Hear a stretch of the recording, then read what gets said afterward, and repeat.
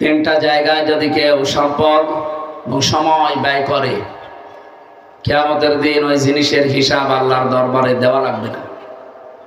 এক নম্বরে, কোরআনের পেছনে যদি কেউ সময় ব্যয় করে, সম্পদ ব্যয় করে, কিয়ামতের দিন ওই সম্পদের হিসাব দেওয়া লাগবে না, কিন্তু সম্পদটা হালাল হওয়া লাগবে।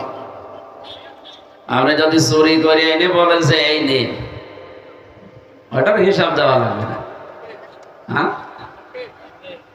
এক লোক গরু চুরি করে নিয়ে আসছিল, ইমাম সাহেবের সাথে দেখা হলো, এই গরু কিসের? কোরবানি দেব। রাতের বেলা গরু চুরি করে নিয়ে আসতেছে, কোরবানি দেব মানে? যেটা আপনার ফতোয়া অনুযায়ী আমি আমল করছি। গত সপ্তাহে আপনি জমাত দিন বললেন কোরবানি যারা দিতে পারবে প্রত্যেকটা পশমের বিনিময়ে একটা একটা করে সওয়াব হবে।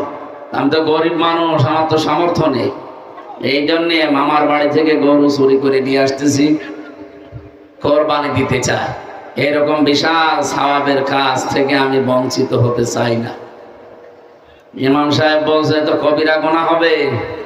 আমি জানি গরু চুরি করলে গুনাহ হয়, এটা আমি জানি। এই যে জবাই দেব কোরবানির দিন, প্রতিটি অক্ষরে সওয়াব হবে। ওই সওয়াব আর গুনাহ কাটাকাটি, মাঝখানে গোশত খাবো ফাও। আপনারা চুরি করে যদি কেউ কোরআনের পেছনে ব্যয় করে, ওটার জবাব আল্লাহর কাছে দেওয়া লাগবে না।